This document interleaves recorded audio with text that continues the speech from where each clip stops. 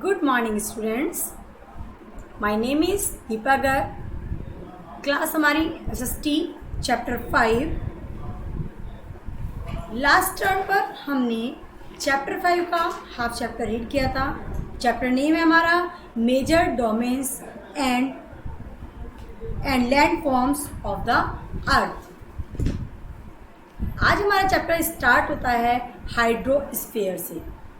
इससे ऊपर था हमारा प्लेन्स के बारे में आपको बताया गया होगा.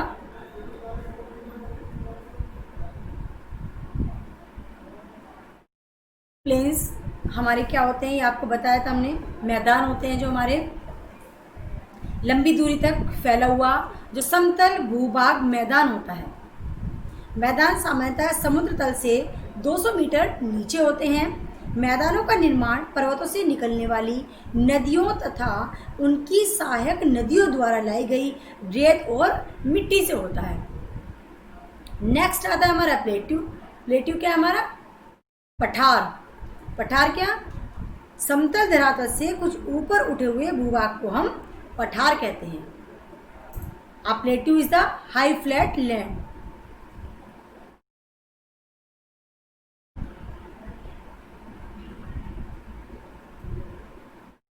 Because of its flat surface, it is also called the tableland.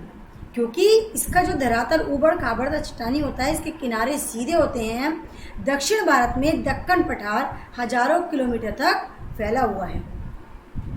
The highest plateau in the world is Tibet, so it is called the root of the world.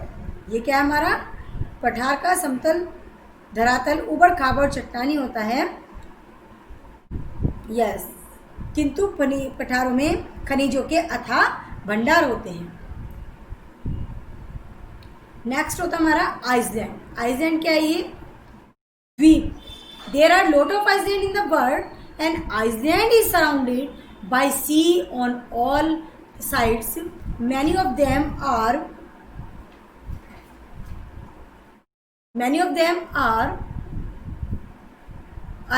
uninhabited. The largest island in Greenland. सबसे बड़ा जो Iceland हमारा उसका नाम होता है Greenland. Next बहुत important topic आता है हमारा hydrosphere. What is hydrosphere? Hydrosphere को हिंदी में कहते हैं जलमंडल. तो hydrosphere consist all water bodies. सभी वाटर बॉडीज के अंदर आती है. कौन कौन सी? जैसे river, seas, lakes, islands, glacier आदि. This is the presence of water that makes the earth is unique planet, because water found in other planet is in frozen from the cannot support life. ये हमारे क्या होता है? पृथ्वी का जो होता है ये जल की उपलब्धता पृथ्वी को विशिष्ट ग्रह बनाती है, क्योंकि अन्य ग्रहों पर जल जमी हुई अवस्था में होता है जो जीवन को संभव नहीं बनाता है. पृथ्वी का लगभग कितना परसेंट? 71%. पृथ्वी का लगभग 71% earth surface covered with water and 97% of the total water found in the ocean and the remaining water is present in other water bodies at atmosphere. 97% जल महासागरों में पाया जाता है तथा शेष भाग अन्य जल राशियों व वातावरण में उपस्थित होता है. नेक्स्ट आता है हमारा ocean. What is ocean? Ocean कहलाते हैं बड़े बड़े जो महासागर होते हैं उनको ओशन कहते हैं. Ocean are the vast water bodies and play an important role in the life of living being. They temperature and climate of different places. There are 5 ocean. हमारे जो मेन होते हैं वो 5 ओशन बताए गए हैं. यानी कि 5 हमारे महासागर हैं. कौन कौन से महासागर हैं? प्रशांत महासागर, अटलांटिक महासागर, हिंद महासागर, दक्षिणी महासागर तथा अंटार्कटिका महासागर. अब प्रशांत महासागर क्या है? जिसको हम इंग्लिश में कह रहे हैं Pacific Ocean. The Pacific Ocean is the largest and deepest ocean in the world. The deepest Mariana Trench is located in the ocean.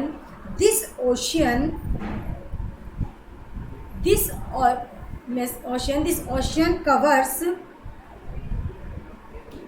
an area of 60, 62, 41, 700 square kilometer more than the total land area in all 7 continents। जो हमारे 7 महासागर बताएंगे उनमें सबसे बड़ा हमारा होता है पैसिफिक ओशियन। पैसिफिक ओशियन जो हमारा इसमें आया मरीना ट्रेंच, टी को साइलेंट करेंगे और रेंच बोलेंगे, ये हमारा it is located in Pacific ocean, ये पैसिफिक ओशियन में स्थित होता है हमारा मरीना ट्रेंच। नेक्स्ट आता है हमारा Atlantic ocean. Atlantic ocean is the second largest, covering about the area of 8,65,60,000 वर्ग किलोमीटर क्षेत्रफल में फैला हुआ दूसरा महासागर है। It is bounded by North America and South America in the west of and Africa and Europe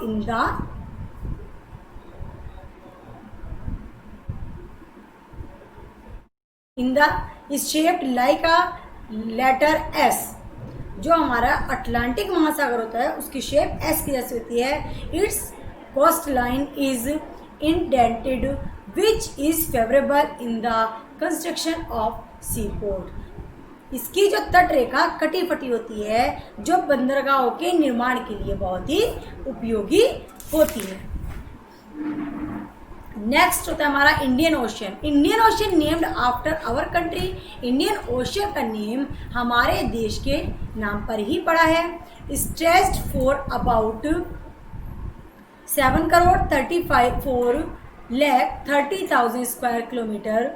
it is flanked by Asia in the north, Australia in the east and Africa in the west. तो Indian Ocean जो हमारा हिंद महासागर है, हिंद महासागर का नाम हमारे देश पर के नाम पर ही रखा गया है। इसके उत्तर में एशिया, पूर्व में ऑस्ट्रेलिया और पश्चिम में दक्षिण अफ्रीका स्थित है। नेक्स्ट होता है हमारा southern ocean. The southern ocean is the fourth largest of the world's 5 ocean. The Pacific, Atlantic and Indian ocean merge at a place and are collectively known as Antarctic Ocean. It surrounds the land mass of Antarctica and remains frozen throughout the year।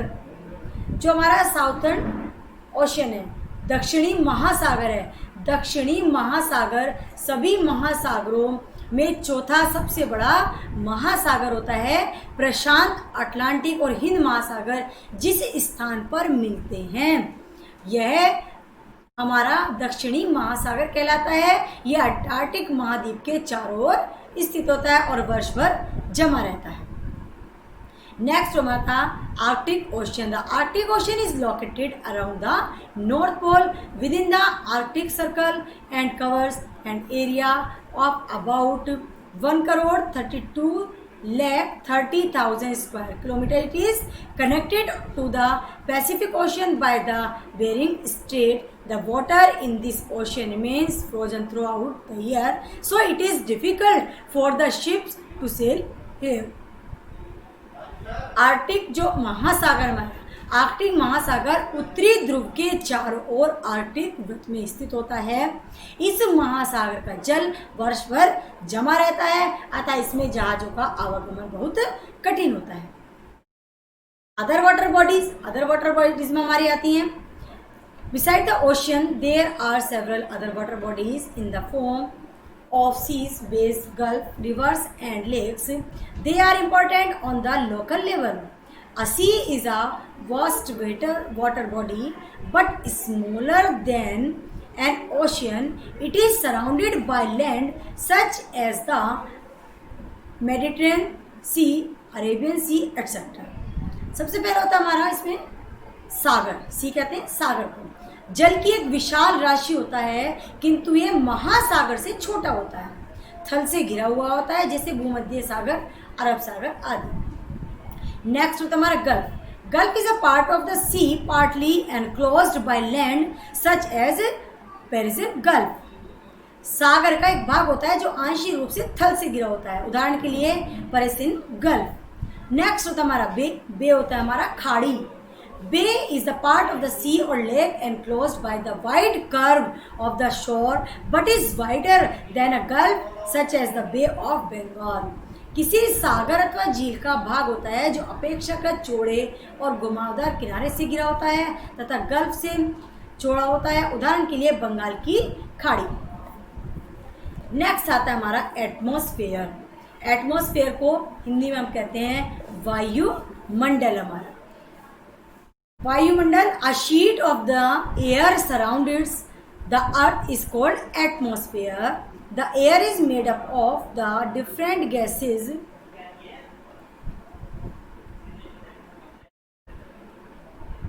The two chief gas are nitrogen और oxygen. तो पृथ्वी को जो वायु की परत घेर रखती है वो वायुमंडल कहलाती है। वायु विभिन्न गैसों से मिलकर बनी होती है।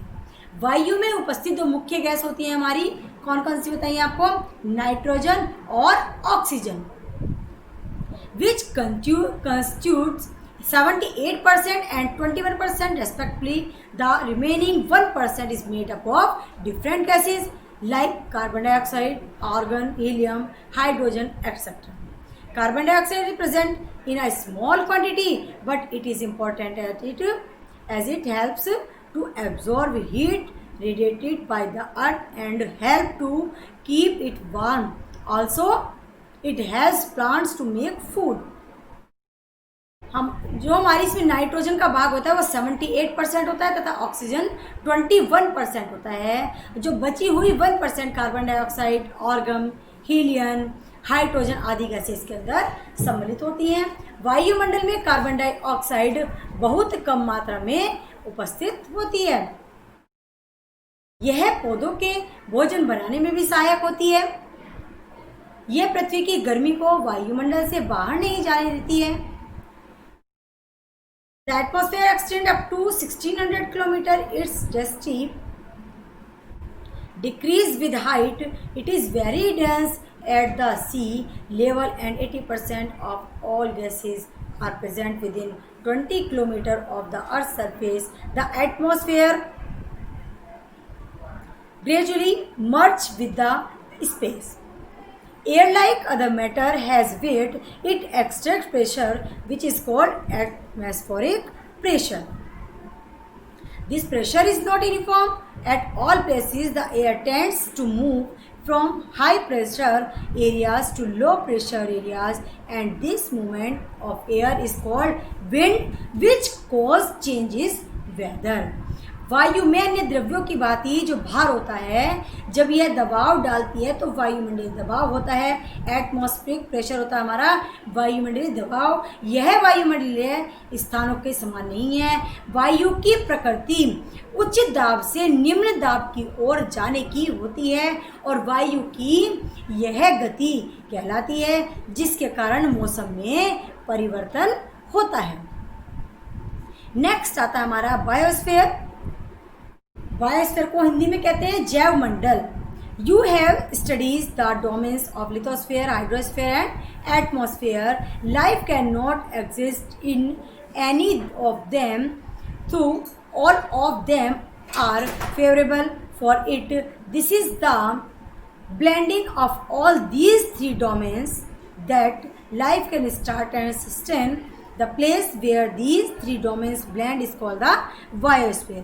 जहाँ ये तीनों आकर के आपस में मिलती हैं, कौन कौन? Lithosphere, hydrosphere and atmosphere. उनसे तीनों के मिलने से हमारा बनता है बायोस्फीयर।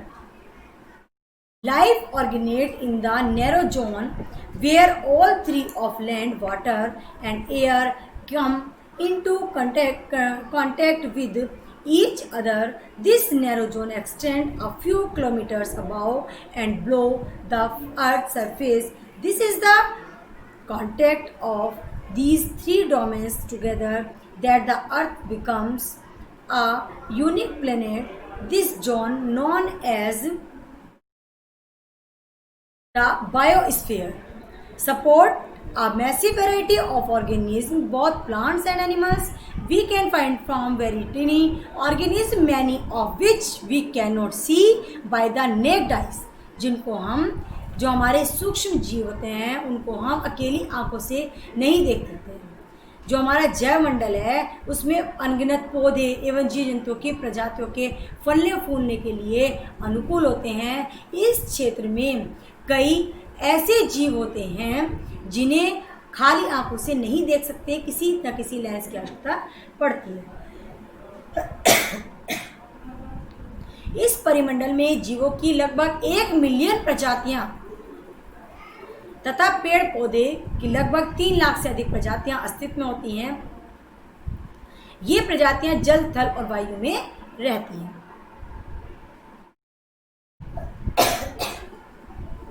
नेक्स्ट इंपॉर्टेंट टॉपिक होता है हमारा बैलेंस ऑफ बायोस्फीयर। जैव मंडल का संतुलन कैसे बनता है? This topic is the more evident in the present times as much harm has been caused to the delicate balance of the 3 domains। तीनों के मिलने से ही हमारा बायोस्फीयर होता तैयार। मानव जंतु एवं पेड़ पौधों की सभी प्रजातियां पर वर्चस्व रखता है। Man dominate all other species and of animals and plants. He wants to live a lavish life, consuming as much as he can. This greedy tendency has resulted in the destruction of the biosphere. He has destroyed a large number of species of animals and plants for this greed, but this tendency has resulted in adverse effect to the biosphere. If this continues any longer, the very essence of the biosphere may be at risk. It means that the very survival of man may be geoparadise. So we have to take notice of these destructions and reduce our needs if we want our children to continue to live as we do today। तो देखिए, अगर हम चाहते हैं कि हम जितना उपभोग कर सकते हैं उन सब का उपभोग करके शानदार जीवन जीना चाहते हैं, तो हमारी उसकी एक लालची प्रकृति के परिणाम स्वरूप जैव मंडल नष्ट होता जा रहा है। अपनी लालच में अंधा होकर जंतुओं और पेड़ पौधों की बहुत सी प्रजातियां समाप्त कर दी हैं, तो मनुष्य की इस प्रकृति का जैव मंडल पर प्रतिकूल प्रभाव पड़ता है। अतः यदि हम चाहते हैं कि हमारी आने वाली पीढ़ियां भी हमारे जैसा सुखद जीवन व्यतीत करें, तो हमें अपनी आवश्यकताओं को सीमित करके इस विनाश की प्रक्रिया को रोकना होगा। तो 6th क्लास स्टूडेंट एसएसटी का चैप्टर 5 आपका यहीं एंड होता है। आई थिंक सभी को इस वीडियो के द्वारा अच्छे से समझ आ जाएगा। फिर भी आपको अपनी बुक से चैप्टर को अच्छे से स्टडी करना है। इसके नेक्स्ट टर्न पर जब आपको नोट्स भेजे जाएँ, सभी को अपनी कॉपीज़ में बहुत सुंदर तरीके से काम करना है। Thank you everyone.